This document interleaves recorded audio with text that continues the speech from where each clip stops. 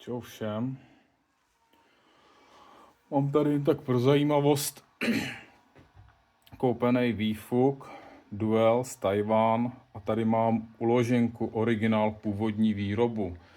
Tak na to jen tak nějak kouknout, udělat, zdokumentovat video, jen tak pro zajímavost, jak to mají udělaný, jak nějaký vzdálenosti, rozměry seděj, aby ten, kdo se rozhoduje, má si ho koupit, nemá si ho koupit, protože řeší, jak ho mají zpracovaný, co se týče hlavně, říkám, nějakých těch přepážek a všeho, jestli to bude ovlivňovat výkon, nebo jak se co změní, jen tak, aby pro zajímavost věděl. Tak tady udělám takovýhle nějaký základní měření. Nevím, úplně přesně nevím, co se jakoby má měřit, ale na něco jen tak kouknem. Třeba to někomu pomůže v rozhodování. Takže Duel z Taiwan. Originál. No, na první pohled ty chromy, tady jak to bylo skladované, jsou prostě oděrky a ten chrom je takovej, no, dobovej. Tady je vidět, že to je samozřejmě víc, jako ten chrom je lepší, nebo lepší. Teď na oko vypadá líp, jo, jak se projeví časem. Pak je tady vidět, tohle to takový to rádlování, nebo takový ty zoubky, že jo, ten pertl, jak oni to dělají, tady není. Ty držáky, to vypadá tak nějak stejně, i to vychází, už jsem to měl namontovaný, s tím není problém. Když jsme u toho, tady je teda, tadyhle u repliky je na konci ještě takový naříznutí a prodloužení. Já to mám uříznutý z jednoho důvodu, protože se mě ta spona, která tam má být, nelíbí. Takže jsem to uříz zarovnal, nahulváta jsem to uříz, ano. A budu tam dávat kolínko normálně s pertlem. Takže to bude takhle.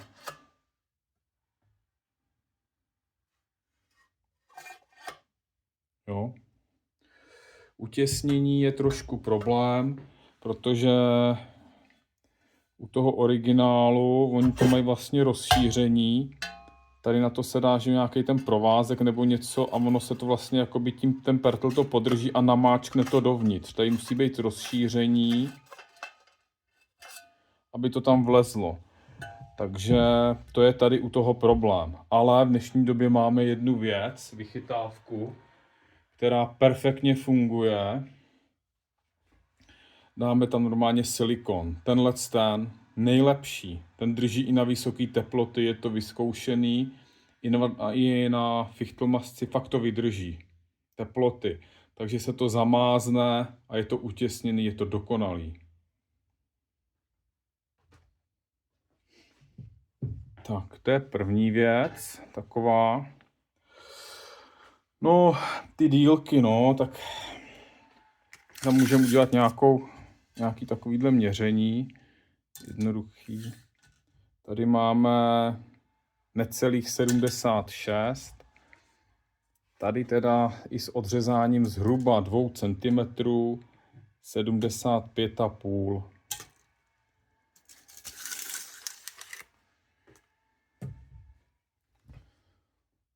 Tak, co dál? No, když máme v ruce ten metr, taková důležitá věc, podíváme se, kde začíná přepážka.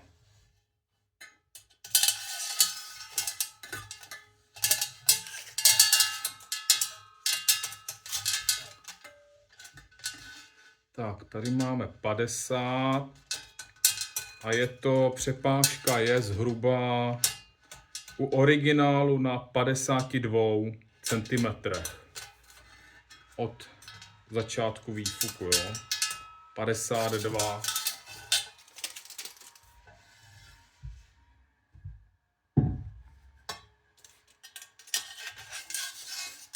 Replika i se zkráceným začátkem, zhruba o ty 2 cm. Takže to je 51,5 cm. Jo, takže tadyhle podsaď má být někde u toho. Takže to mají hodně přesně, bych řekl. To je pěkný. To vypadá, že to mají přesně udělané. Tam není velký rozdíl. Když jsme u tohohle, mrkneme dovnitř. Já to musím pauznout teď, nebo zkusím to bez pauznutí.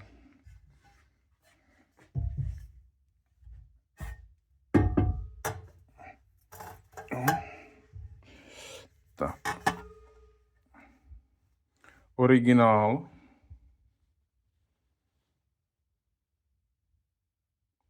Replika.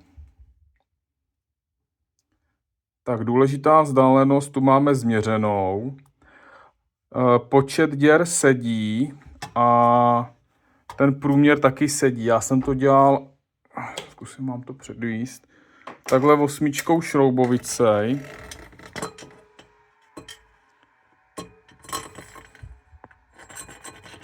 Zkoušel jsem, jakou to má v tom vůli a to samý. Brďo. No, může mi to tady.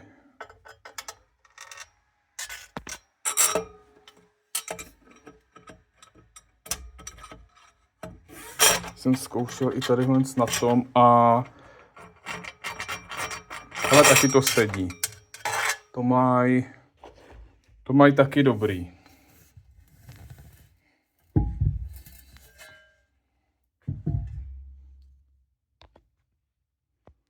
To bych řekl, že je jakoby docela důležitá věc, kdy začíná přepážka a počet a průměr těch děr.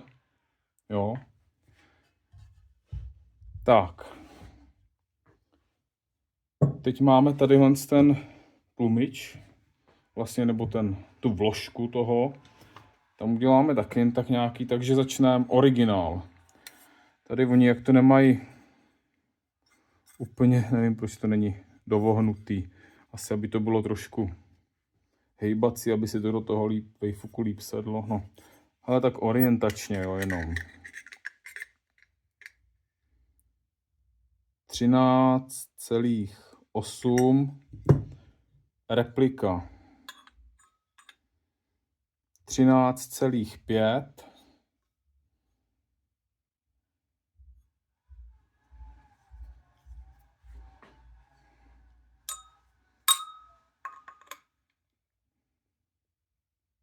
13 replika originál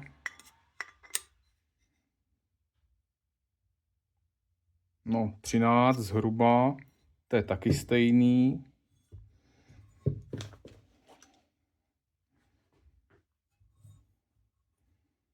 Replika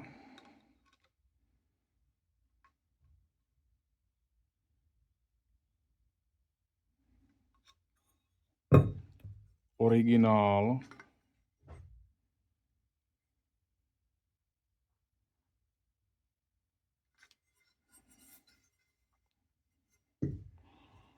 originál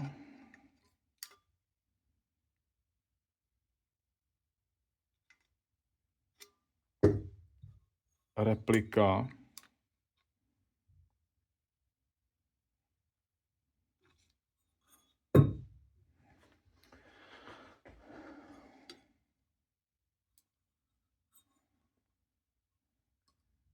no, tam se nedostanu.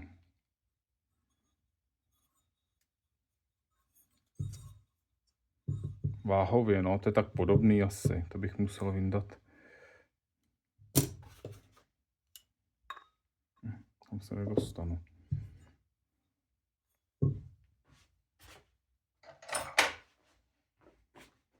Osmička šroub.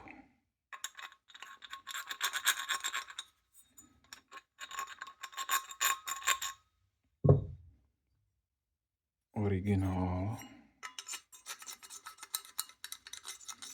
No, to je tak nějak asi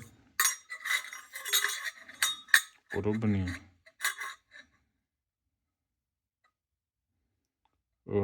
Replika. Originál. No, možná, že tadyhle ta díra je je volnější, no. Tadyhle je možná trochu úbenější u repliky.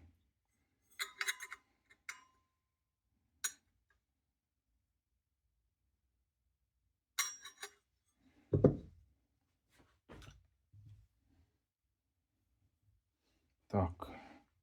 Originál, replika.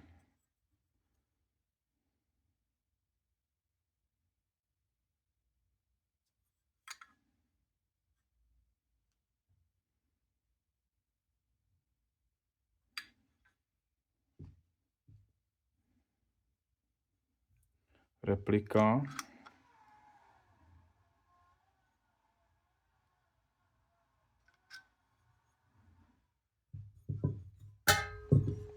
Takhle. Originál.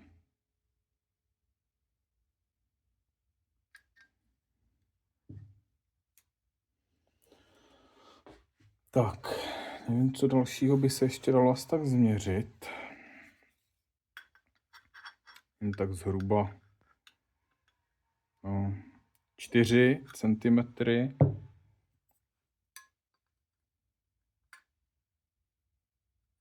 Čtyři celý 2.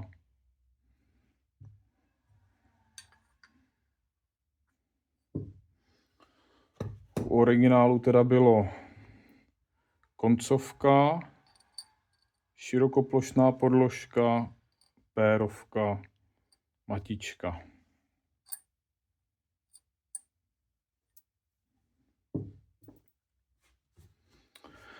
No, takže takhle, nevím, no, kdyby bylo potřeba něco dalšího změřit, někoho něco zajímalo, tak bych to když tak ještě mohl doměřit, když tak do komentáře. Takže to je podle mě zatím asi všechno, no. Nevím, co bych dalšího změřil. Tohle jsme měřili, tuhle taky, tenhle průměr taky.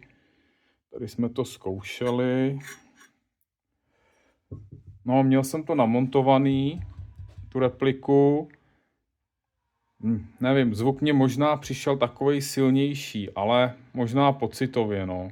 Ono i s tím to bylo takový, protože lidi jsou většinou zvyklí, že ty wavehooky byly po těch letech zarostlý, obalený karbonem a prostě to asi víc tlumilo. Tak ten zvuk byl takovej asi tižší, jo, ale jinak to teda, mně to přišlo takový trošku ostřejší ten zvuk, ale projížděl jsem to jenom zajížděním, takže moc ne, tak motor v pořádku, všechno v kupě, takže výkon mě přišel dostatečný, ale nemůžu posoudit plný výkon, protože, jak říkám, se zajíždělo. Respektive zajíždí.